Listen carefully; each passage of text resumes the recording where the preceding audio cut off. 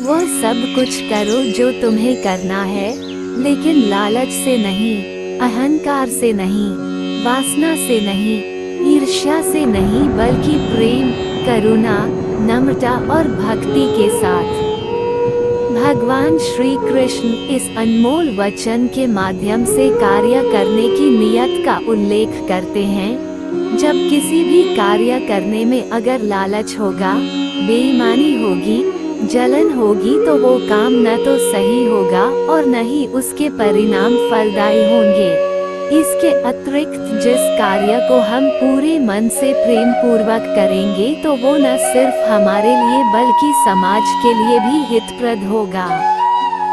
मैं ही सृष्टि का आदि, मध्य और अंत हूँ।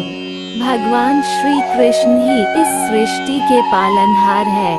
वही इस संसार की शुरुआत थे, वही मध्य और वही अंत होंगे।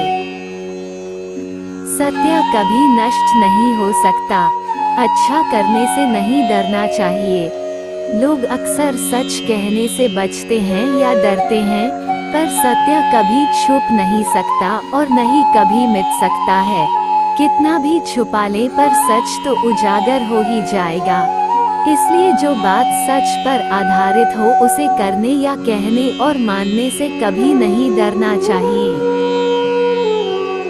इस शरीर का मोह मत करो, ये तो माटी है, माटी में मिल जाएगा। अमर तो आत्मा है जो परमात्मा में मिल जाएगी। लोग अपने शरीर को सुंदर बनाने में लगे रहते हैं, पर आत्मा की सुंदरता शरीर की सुंदरता से कहीं ज्यादा महत्वपूर्ण है। शरीर तो नश्वर है, मिट्टी ही तो है, तो मिट्टी में ही मिल जाता है, पर आत्मा अमर है। इसलिए आत्मा की सुंदरता पर ध्यान दो। आत्मा की सुंदरता अपने को श्री कृष्ण में लीन करने में मिलती है। जो कुछ हुआ अच्छे के लिए हुआ, जो हो रहा है अच्छे के लिए हो रहा है, जो होगा वह भी अच्छे के लिए ही होगा। जो कुछ हुआ अच्छे के लिए हुआ, जो हो रहा है अच्छे के लिए हो रहा है, जो होगा वह भी अच्छे के लिए ही होगा। तो सकारात्मक रहो और अपना कर्म करो। जिस इंसान के चारों तरफ नकारात्मक लोग रहते हैं, उस इंसान का मंजिल से भटक जाना तय है। कहते हैं मन के हारे हार है और मन के जीते जीत। जिस प्रकार सकारात्मक विचारों से सफलता मिलती है, उसी प्रकार नकारात्मक विचार असफलता के मार्ग की ओर अग्रसर करते हैं।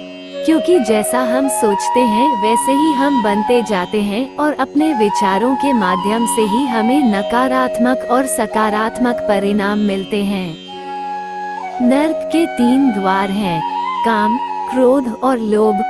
जो व्यक्ति कामी प्रवृत्ति का होता हो, जिसके मन में लोभ होता है और जो अत्यधिक क्रोधी स्वभाव का होता है, उसके लिए नर्क के द्वार सदैव खुले होते हैं। अर्थात ऐसे व्यक्ति को तो सिर्फ नर्क में ही जगह मिलती है।